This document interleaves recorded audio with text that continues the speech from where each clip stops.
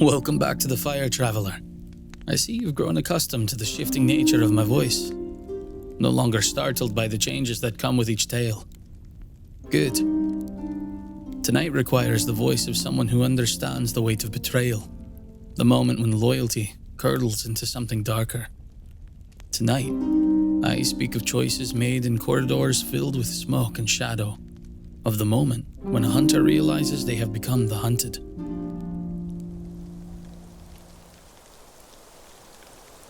The lodge stood against the backdrop of the Sunset Mountains like a fortress of wood and stone, its peaked roofs and carved eaves speaking of wealth and careful craftsmanship. Smoke curled from its multiple chimneys, and warm light spilled from its windows, creating an illusion of comfort and safety that belied the true nature of what transpired within its walls. Talis the White observed the building from her position among the snow-laden pines, her breath forming small clouds in the frigid mountain air. The half-elf's pale hair was braided with ice crystals, and her white cloak rendered her nearly invisible against the winter landscape. She had been watching the lodge for 3 days now, cataloging the movements of its inhabitants, and trying to understand the complex web of alliances and betrayals that had brought her to this moment. The lodge belonged to Tarball Nighthill, a minor noble whose family had used it as a hunting retreat for generations. But the governor's brother had been dead for over a year now, killed in what had appeared to be a hunting accident. The lodge had been inherited by distant relatives who rarely visited, leaving it largely empty, except for a skeleton staff of caretakers, or so the official records claimed. In reality, the lodge had become a nexus of activity for the Cult of the Dragon's northern operations. Under the cover of its remote location and legitimate facade, cultists and their allies gathered to plan raids, store treasure, and coordinate the movement of resources toward their ultimate goal. It was here that Talis had been summoned for what she had been told was a routine briefing on the cult's activities in the region. But nothing about this situation felt routine. The summons had come through the usual channels, a coded message delivered by a raven, written in a cipher that identified it as coming from Rezmir herself. The message had been brief and to the point. Report to the Night Hill Lodge immediately. Bring the mask. Tell no one. The mask in question was one of Talis's most prized possessions, a dragon-shaped artifact that had been passed down through her family for generations. It was said to be a fragment of Tiamat's own power, capable of granting its wearer insight into the Dragon Queen's will. The cult had been trying to acquire it for years, but Talis had always found reasons to delay its surrender. Now, it seemed, that delay was at an end. She adjusted her position among the trees, her keen eyes tracking the movements of the lodge's inhabitants. The building was larger than it appeared from a distance, with multiple wings and what appeared to be underground chambers. Guards patrolled the grounds in patterns that spoke of military discipline, and she had counted at least 20 people coming and going over the past 3 days. Among them were people she recognized, cultists she had worked with on previous missions, mercenaries whose loyalty could be bought with gold, and a few individuals whose presence surprised her. The most unexpected was Asbara Jos, the Red Wizard of Thay, who was supposed to be somewhere far to the south, escorting a merchant caravan toward the northern markets. His presence here suggested that either the caravan mission had been completed ahead of schedule, or something had gone wrong. Either possibility raised questions that Talis found deeply troubling. She had joined the Cult of the Dragon not out of religious fervor or lust for power, but out of desire for revenge. Her family had been destroyed by metallic dragons years ago, their lands burned and their people scattered.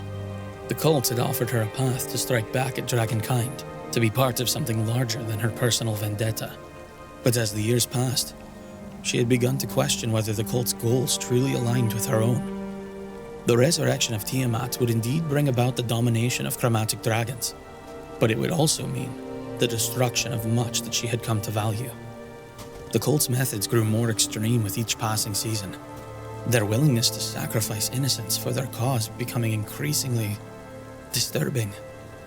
Now, as she prepared to enter the lodge and face whatever awaited her inside, Talis found herself wondering if she had chosen the wrong side in this ancient war. The approach to the lodge was carefully planned. She waited until the evening shift change, when the guard's attention would be focused inward, rather than on the surrounding forest. Moving with the silence of a seasoned hunter, she made her way through the trees until she reached the building's eastern wall. The lodge's architecture worked in her favor. The carved wooden supports and decorative stonework provided handholds for someone with her climbing skills. She scaled the wall like a spider, her fingers finding purchase on gargoyles and window ledges, until she reached the third floor. The window she had chosen was dark, its occupant presumably elsewhere in the building. She picked the lock with tools that were as much magical as mechanical, then slipped in like a ghost made flesh. The room was a guest chamber, furnished with expensive furniture and tapestries that depicted hunting scenes. But there was something wrong with the images. The hunters in the tapestries were not pursuing ordinary game. They were chasing dragons, their faces twisted with frantic fervor as they brought down the great beasts with nets and spears. Talis examined the tapestries more closely, her unease growing. The artwork was recent, commissioned specifically for this location. Someone had gone to considerable expense to create these images, and the message they conveyed was clear. Even dragons could be hunted, captured, and made to serve. The corridor beyond the guest room was empty, but she could hear voices somewhere deeper in the lodge. She followed the sound, her footsteps silent on the thick carpets that covered the floors. The voices were coming from what appeared to be a dining hall, where a group of cultists had gathered around a massive table. "The timetable has been accelerated," someone was saying. "The Queen grows impatient with our delays, and Rezmir has made it clear that failure is not an option." "The Northern Horde is still incomplete," replied another voice, this one belonging to a woman with a distinctly aristocratic accent. "We need at least 3 more major raids to meet our quota." "Then we make those raids," said a third voice, and Talis felt her blood run cold as she recognized it. The speaker was Frulam Mondath, the high priestess whose cruelty was legendary even among the cult's ranks. "I don't care if we have to burn every town between here and the Sword Coast. The Queen's needs come first." Talis pressed herself against the wall, listening to the conversation with growing horror. They were discussing the systematic destruction of entire communities, the wholesale slaughter of innocents in service of their dark goddess. This was not the focused revenge she had signed up for. "What of the other factions?" asked the aristocratic woman. "The Harpers have been unusually active lately, and there are reports of interference from the Lord's Alliance as well." "Let them come," Mondath replied dismissively. "We have allies they know nothing about. The Red Wizards have provided us with resources that will make short work of any opposition." The conversation continued, but Talis found it increasingly difficult to focus on the words. Her mind was reeling from the implications of what she had heard. The cult's plans were far more extensive than she had imagined, and her own role in them was about to become much more significant. "Speaking of which," Mondath continued, "has anyone seen Talis? She was supposed to arrive yesterday." "The half-elf has always been unreliable," said another voice. "Perhaps she finally decided to abandon the cause." "If she has, she'll regret it," Mondath replied coldly. "We have too much invested in her to let her walk away now. And that mask of hers, well, let's just say it's too valuable to remain in the hands of someone whose loyalty is questionable." Talis felt a chill that had nothing to do with the mountain air. They were discussing her as if she were a piece of equipment to be managed, rather than a person with her own agency. The mask they coveted was not just a tool to them. It was a means of controlling her, of ensuring her compliance with their increasingly extreme demands. She began to back away from the dining hall, her mind still racing with the implications of what she had learned. But as she turned to leave, she found herself face to face with a figure she had not expected to see. "Hello, Talis," said Esbarajos, his voice carrying a note of genuine regret. "I was hoping we wouldn't have to do this the hard way." The Red Wizard stood in the corridor behind her, his hands already beginning to weave the gestures of a spell. Behind him stood 2 guards, their weapons drawn and their faces grim with purpose. "You've been listening to our conversation," Joss continued. Which means you know too much to be allowed to leave. I'm here because I was summoned, Talis replied, her hand moving slowly toward the hilt of her sword. By Rezmir herself.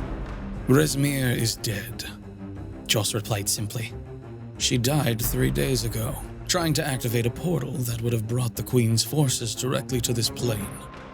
The backlash from the magical energies tore her apart. The revelation hit Talis like a physical blow. Rezmir had been the one constant in her years with the cult, the leader whose vision had given purpose to their struggle. Without her, the cult would fragment into competing factions, each trying to claim leadership of the organization. So, who's in charge now? She asked, though she suspected she already knew the answer. A council of the most senior members, Joss replied. Mondath speaks for the clergy. I represent our magical resources, and you were going to represent our military assets. But your recent behavior has raised questions about your commitment to the cause. What recent behavior? Talis demanded, though she was already calculating distances and angles, preparing for the fight that seemed inevitable. Your failure to surrender the mask when ordered, your reluctance to participate in the more aggressive aspects of our operations, your tendency to question orders rather than follow them blindly. Joss's spell was almost complete, the magical energies gathering around his hands like flickering flames. It's nothing personal, Talis. You're a skilled warrior and a valuable asset, but the cult requires absolute loyalty, and you've proven that you're not willing to provide it. The attack came without warning. Joss's spell erupted in a burst of crimson fire that filled the corridor with heat and light. But Talis was no longer where she had been standing. Her years of training had taught her to read the signs of impending magical assault, and she had thrown herself aside just as the spell was released. The fireball scorched the air where she had been standing, setting the tapestries of the walls ablaze. The guards rushed forward, their swords gleaming in the magical flames. But Talis was already moving. Her own blade sang as it cleared its sheath, the steel ringing against the first guard's weapon. The man was skilled, but he was not prepared for the fury that drove her attack. She fought not just for her life, but for the right to choose her own path, to determine her own fate. The second guard tried to flank her, but the narrow corridor worked against him. She spun away from his thrust, her blade finding the gap in his armor with practiced precision. He fell with a cry that was cut short as her sword found its mark. Joss was already preparing another spell, his face twisted with concentration. But Talis was faster. She closed the distance between them in 2 quick steps, her blade pressing against his throat before he could complete the incantation. I don't want to kill you, she said, her voice steady despite the chaos around her. But I will if I have to. The Red Wizard's eyes were wide with surprise, but he nodded slowly. What do you want? Information, Talis replied. About the cult's plans, about what really happened to Rezmir, and why you're so desperate to get your hands on my mask. Joss hesitated, weighing his options. Around them, the sounds of alarm were spreading through the lodge as other cultists realized that something was wrong. The mask is a key, he said finally. A literal key to one of the Queen's prison chambers. Combined with the right ritual and enough accumulated treasure, it could weaken the barriers that keep her trapped in the 9 hells. And you need me to activate it, Talis guessed. The mask is bonded to your bloodline, Joss confirmed. It will only work for you or your direct descendants. That's why we've been so patient. Why we've tolerated your independence. Time is running out. The convergence that will make the ritual possible occurs only once every 500 years, and it's approaching rapidly. The sound of footsteps echoed through the corridor as more guards arrived. Talis pressed the blade more firmly against Joss's throat, drawing a thin line of blood. Tell them to stand down, she ordered. I can't do that, Joss replied. Even if I wanted to, Mondath would never allow it. She's already declared you a traitor to the cause. Then I guess we're done here, Talis said. She released the Red Wizard and stepped back, her sword still ready. Behind her, the window she had used to enter the lodge offered a potential escape route. But she knew she would have to move quickly.